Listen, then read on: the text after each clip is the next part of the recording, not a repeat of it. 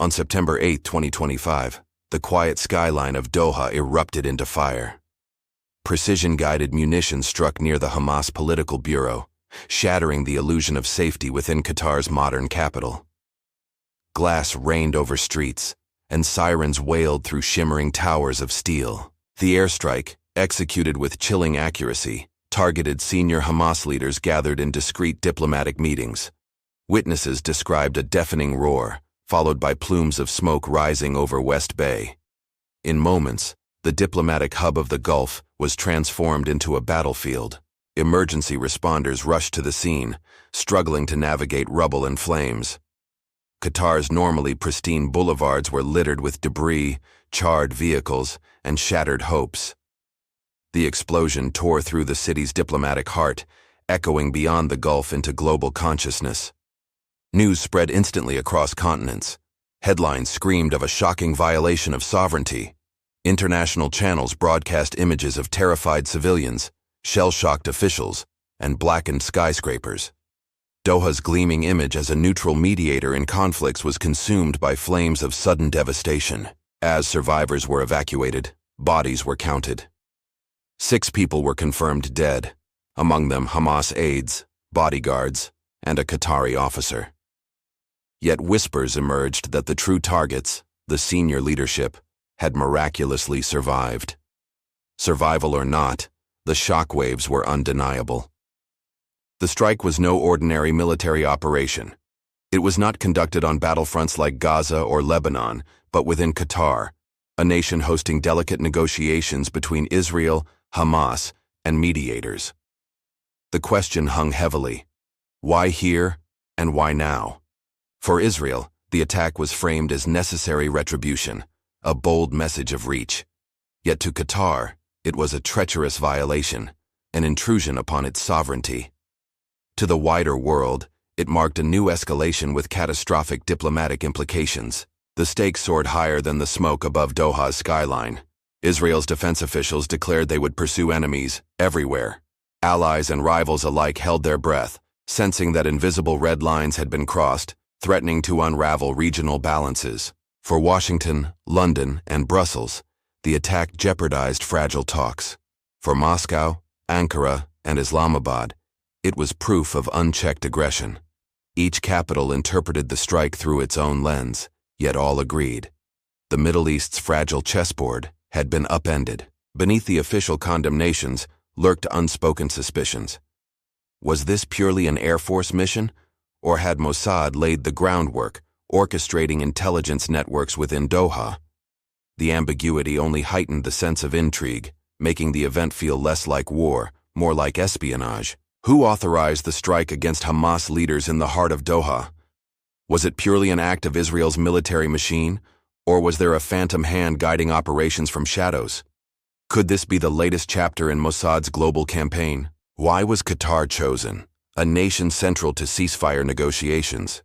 Was the intention to eliminate leadership, to sabotage diplomacy, or to send a message that no safe haven exists? What motives lurked beneath the official narrative of security? How did the leadership survive, despite precision targeting? Was survival a coincidence, divine providence, or evidence of foreknowledge? Could intelligence leaks or counter-surveillance have played a role, raising questions about betrayal within trusted circles? And most haunting of all, what consequences will follow? Will this strike ignite regional war, dismantle fragile diplomatic bridges, or unleash retaliatory shadows of violence? The answers remain hidden, buried in smoke, secrecy, and silence. Khalil al-Haya was born in Gaza in 1960, within a society marked by displacement, poverty, and enduring tension. His family lived through the aftershocks of the 1948 Nakba, instilling in him an early sense of dispossession and historical grievance. Growing up, his environment was defined by crowded refugee camps, limited resources, and political strife. Education became both escape and weapon. He pursued studies at the Islamic University of Gaza, where religious thought intertwined with nationalist identity, shaping his ideological trajectory. Family life was disciplined yet marked by hardship. The elder generation recounted memories of lost villages, pushing the younger ones toward resistance. In this atmosphere, al-Haya's worldview crystallized. Faith and struggle were inseparable pillars of his destiny. By his 20s, al-Haya had become part of an intellectual vanguard, teaching Islamic law. Yet even in classrooms, his lectures contained undertones of resistance. Gaza's realities seeped into his lessons, turning students not just into scholars, but potential recruits for larger causes. Al-Haya's ideology was forged by combining religious devotion with political pragmatism. He believed liberation required both armed struggle and negotiation, a duality that distinguished him within Hamas. While others leaned toward absolutism, he saw value in political maneuver alongside militant resistance. Personally, he was known for calm rhetoric and measured speech. Colleagues described him as austere, favoring modest dress and avoiding ostentation. His daily rituals were marked by early prayer, family gatherings, and careful study of scripture interlaced with political analysis. A quirk often noted was his obsession with books and newspapers. He devoured regional analyses, tracking every diplomatic whisper. This habit reinforced his reputation as both scholar and strategist, blending clerical solemnity with the calculating patience of a political operator. Within Hamas, al-Haya earned the nickname the Professor, reflecting his academic background. Among his supporters, he was called the Steadfast One, a figure embodying resilience in Gaza's endless cycle of conflict and blockade. To adversaries, he was simply the negotiator. His self-image was carefully curated. He projected himself as servant of his people, immune to luxury. Yet privately, he cultivated an aura of strategic patience. He saw himself as indispensable bridge between militants in Gaza's tunnels and politicians in Doha's hotels. The First Intifada in 1987 marked al-Haya's irreversible transition. As Hamas rose from the embers of unrest, he moved from professor to activist, lending speeches, writings, and eventually organizational leadership. His legal and scholarly background gave legitimacy to the movement's ideological framework. He soon became a member of Hamas's political bureau, bridging armed commanders and political envoys. Unlike military leaders brandishing weapons, al-Haya fought with speeches, strategies, and calculated alliances. His battlefield was negotiation tables, yet his influence shaped battlefield decisions indirectly. The Israeli-Palestinian conflict has spanned generations, marked by wars, blockades, and uprisings. From the 1948 war to the Gaza offensives of the 21st century, it is a conflict not of years, but of eras, shaping the destiny of millions. In Gaza, militant factions and political leaders intertwine, blurring lines between governance and insurgency. Each escalation leaves scars deeper than rubble. Bombardments, assassinations, and blockades produce cycles of retaliation, where ceasefires are fragile pauses rather than durable resolutions. Hamas, born in 1987 during the First Intifada, fused religious identity with armed resistance. Its rise challenged not only Israel, but also the Palestinian Authority, creating parallel leadership. For Israel, Hamas remains both existential enemy and inevitable negotiating counterpart. Over decades, Israel has extended the battlefield beyond Gaza. From assassinations in Damascus to strikes in Beirut, operations have carried a consistent signature: precision, deniability, and whispers of Mossad. The Doha attack was thus continuation, another chapter in a long, unfinished story. Qatar positioned itself as mediator, hosting Hamas's political bureau and facilitating ceasefire talks. Its skyscrapers became backdrops for delicate diplomacy. Yet this neutrality proved fragile, shattered when Israeli jets struck the very leaders Doha sheltered under its diplomatic umbrella. The United States, under President Trump's second administration, condemned the strike, warning it endangered American interests. Britain criticized Israel for breaching sovereignty. Russia declared it a violation of international law, while Turkey accused Israel of adopting terrorism as policy. Regional powers like Saudi Arabia and Oman denounced the attack, aligning with the Gulf Cooperation Council's outrage. Pakistan, Iran, and others joined the chorus. Israel, however, doubled down, promising to target enemies everywhere, reinforcing its doctrine of extraterritorial reach. Beneath condemnations lay calculations. Each nation measured the strike against its alliances, energy pipelines, and security priorities. Qatar's soft power diplomacy was wounded. Israel's reputation hardened, and through it all, speculation persisted. Was this strike orchestrated solely by military brass or by Mossad's invisible hand? Khalil al-Haya was not merely a negotiator. He was connective tissue within Hamas, bridging its militant commanders and political strategists. His survival or death carried consequences far beyond his person, potentially determining war or peace across Gaza and Israel. Unlike others who operated solely within militant wings, al-Haya carried intellectual legitimacy.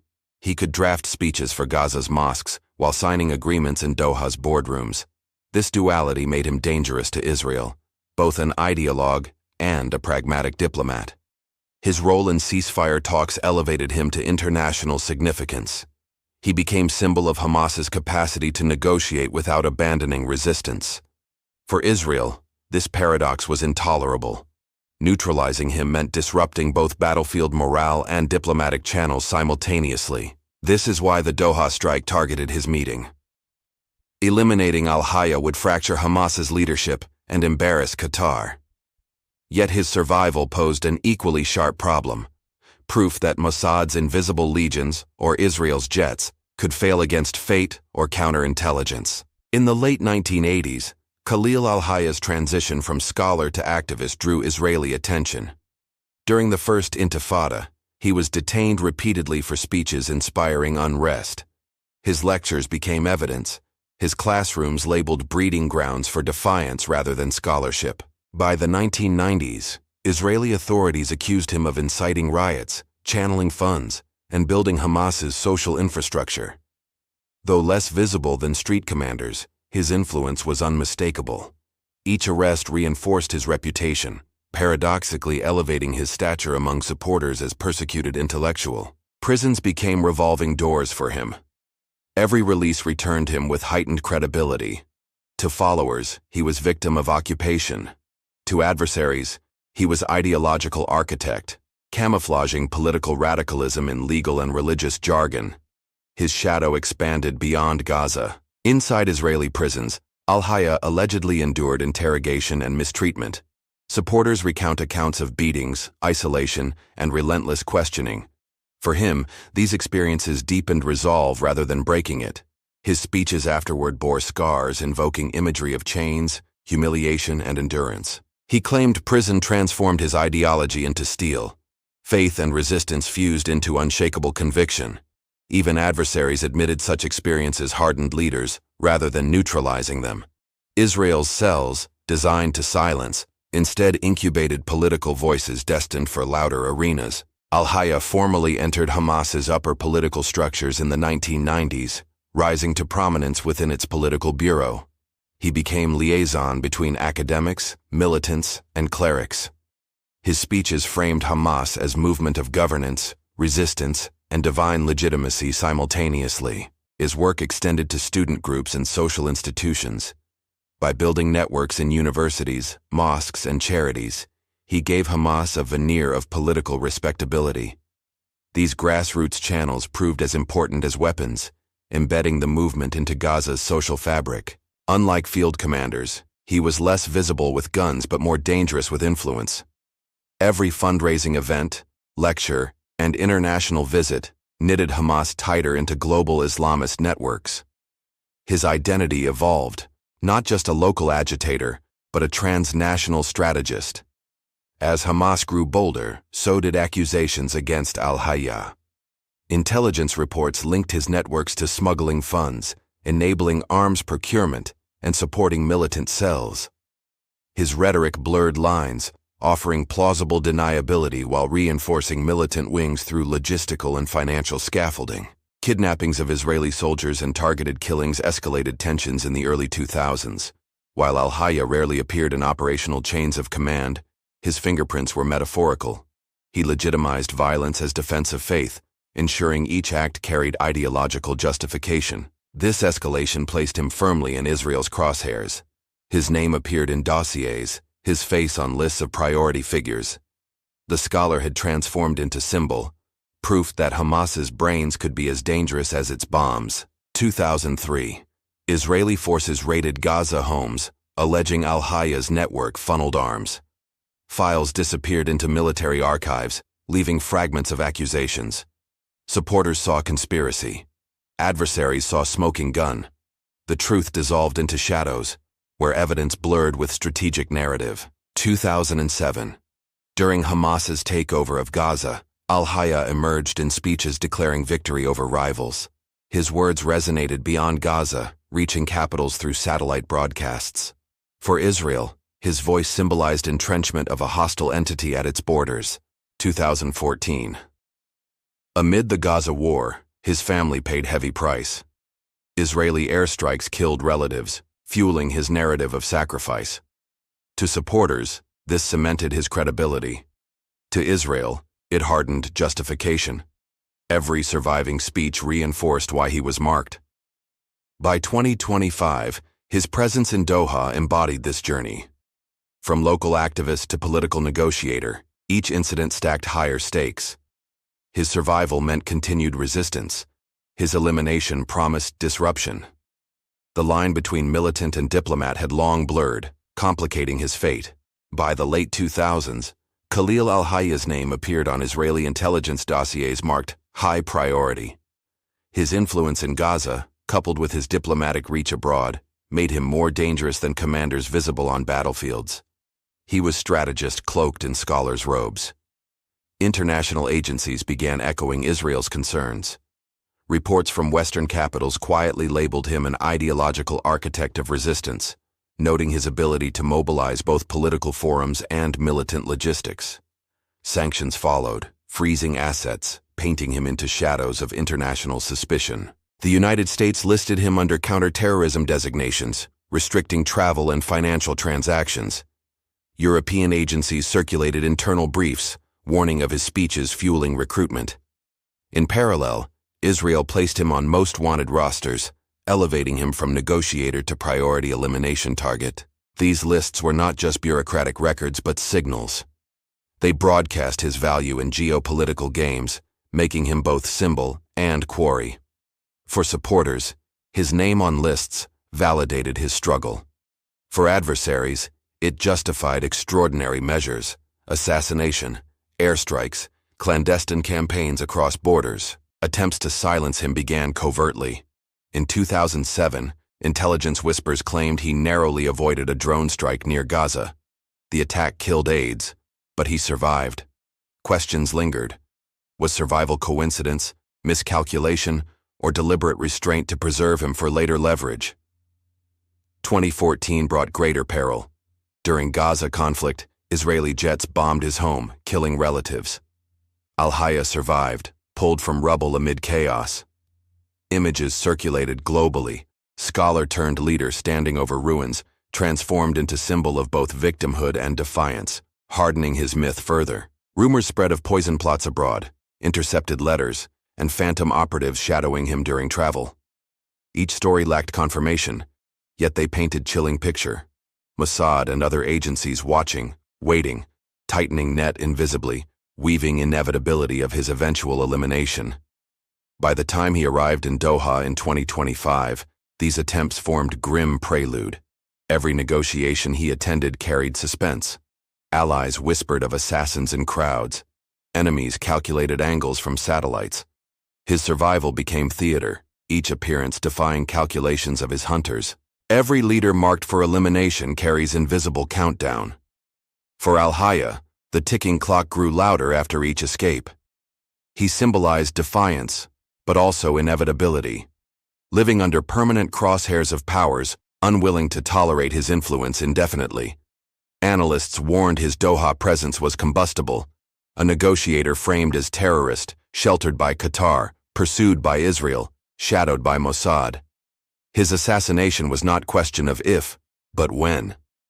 The strike in September 2025 proved inevitability had finally caught up. In early September 2025, intelligence reports suggest unfamiliar travelers entered Doha under ordinary guises.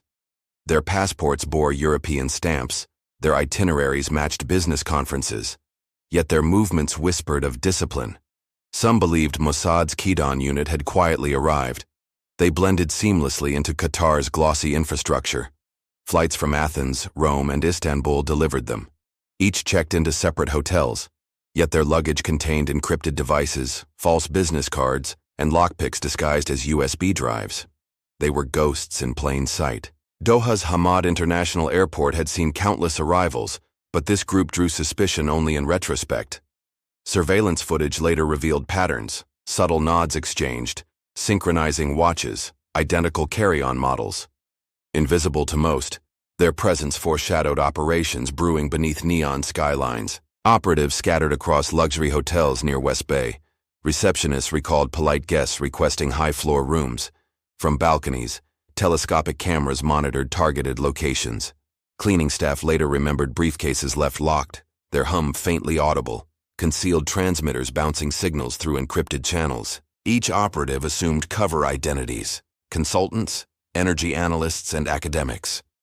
They attended fake conferences, exchanged business cards, and joined casual conversations. Yet behind smiles, they mapped al-Haya's routes, his bodyguards' patterns, and the cadence of his daily prayer routines. Surveillance cars rotated near his Doha residence. Drones, disguised as hobbyist devices, hovered discreetly above rooftops.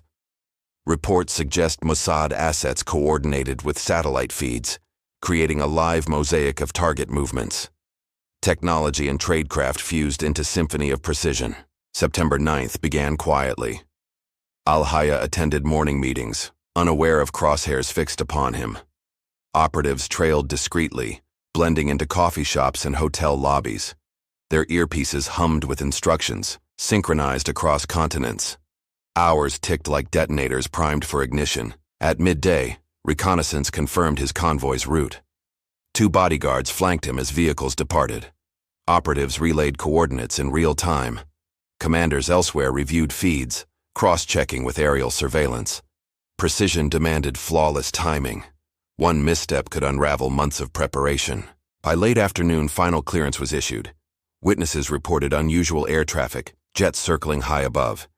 Beneath, ground teams adjusted signals, ensuring communication channels were untraceable. The city pulsed normally, but within its rhythms, predators stalked invisible prey. Evening descended. Convoys approached the Hamas office in Doha. Operatives synchronized watches, counting seconds. Above, Israeli aircraft entered firing patterns. On ground, signals confirmed leaders' presence inside. The strike sequence initiated, transforming ordinary night into moment etched in geopolitical memory. The operation fused traditional air power with clandestine tradecraft. Precision-guided missiles were selected for minimal collateral damage, yet intelligence from operatives ensured accuracy. Their hidden transmitters triangulated targets, feeding coordinates directly into aircraft systems circling invisibly overhead. Encryption cloaked communications.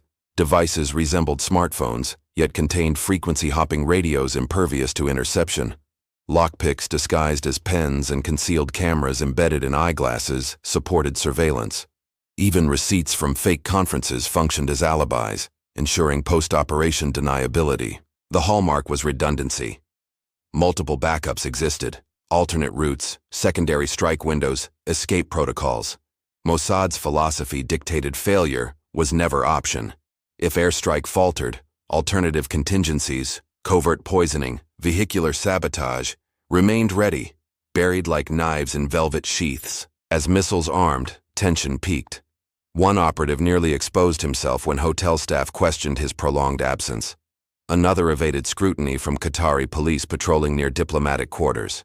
Each brush with exposure amplified suspense, yet discipline shielded them until the final moment. In command rooms, officers monitored live feeds with hushed intensity.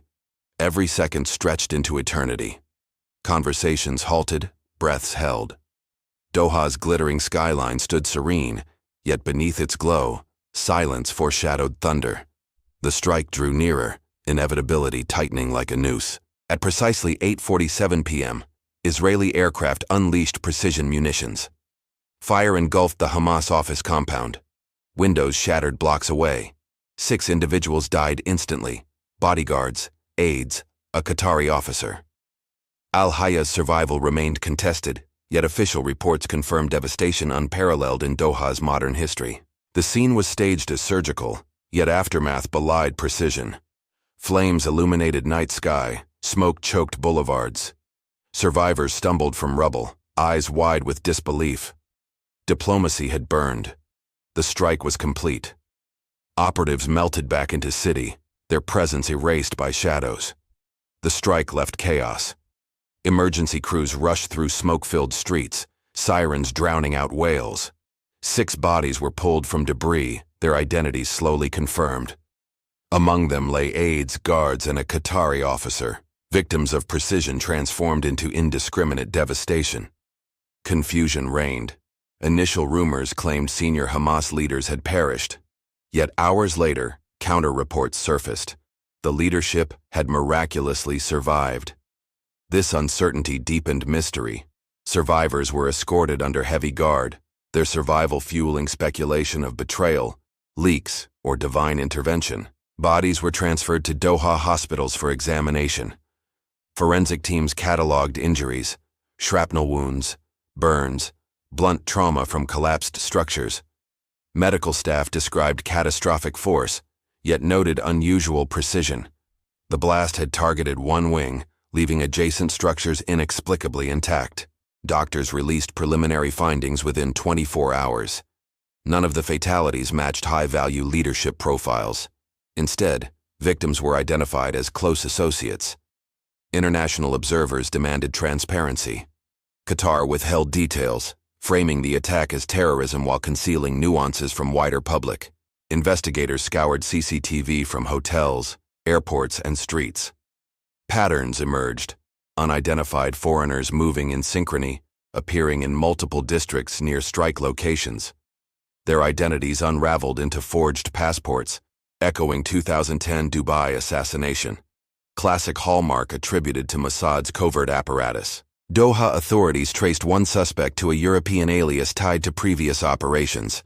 Another vanished days before the strike, leaving hotel rooms stripped clean. Security footage revealed them carrying nondescript briefcases, later speculated to contain signal relays guiding aerial munitions. Passport authorities faced scandal. Several documents bore authentic serials, yet belonged to unrelated citizens abroad. European governments demanded explanations. The scandal widened diplomatic fault lines, recalling past controversies where Mossad allegedly weaponized civilian identities for clandestine operations. Suspicion hardened into certainty. Condemnations erupted across capitals. Russia declared violation of sovereignty. Turkey accused Israel of institutionalized terrorism, and Britain labeled the strike destabilizing. The United States warned such actions endangered American interests.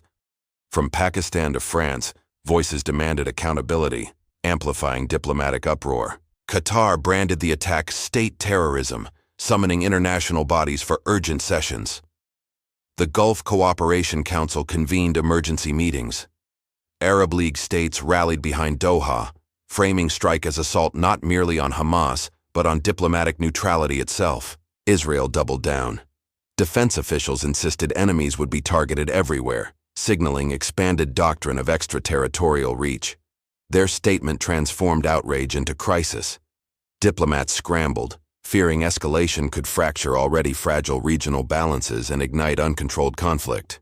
Intelligence agencies exist in shadows, hidden behind polished ministries and bland offices. Yet files stamped top secret tell darker story. Mossad, CIA, FSB. Each operates as phantom bureaucracy, detached from sunlight, empowered to bend sovereignty like mere ink on maps. These shadow empires maintain separate budgets, coded identities, and chains of command invisible to elected governments. Decisions to kill or spare seldom pass through parliaments. They circulate as memos between silent desks, signed with initials, executed without signatures. For Doha strike, many whispered Mossad orchestrated groundwork. Its networks, decades old, were legendary for patience. False passports, rented cars, rented lives, all disposable. In this phantom bureaucracy, Qatar was not sovereign land, merely another square on intelligence chessboard. Beyond bureaucracy lie operatives, the invisible legions. Qaidan, Mossad's elite unit, whispered about as hunters wearing ordinary faces, each trained to vanish into airports, coffee shops, and crowded metros, carrying lives constructed from documents, accents, and fleeting memories of invented pasts. To Hamas, these legions were nightmares given flesh. To allies, they were assurances that enemies would never sleep soundly. In Doha's nights, speculation grew. Had these invisible hunters already marked rooms, mapped routines, and decided whose breath would be last? The Doha strike carried echoes of past operations. In 1973, Mossad hunted Black September operatives across Europe. In 1995, a Hamas leader in Amman was poisoned with a toxin hidden in spray. In 2010, Dubai assassination exposed passport forgeries. Each mission followed archetypal script: infiltration, surveillance, elimination, disappearance. Success measured not in bodies but in fear induced. The legacy of such missions cast long shadows. Doha's flames seemed less like new story, more like inevitable sequel. The unanswered questions remained chilling. Did operatives slip away through airports under real names? Were rooms already scrubbed before investigators arrived? The echoes whispered that Doha was not anomaly, but continuation of tradition, cold arithmetic of clandestine statecraft. Behind every mission stand flawed leaders, cloaked not in invisibility but authority. Prime ministers, defense chiefs, shadow committees, puppet masters pulling strings of assassins. Their decisions blur morality with necessity. Doha reminded the world, gods behind curtains sanction death while proclaiming peace. In Gaza, news of the Doha strike ignited mourning.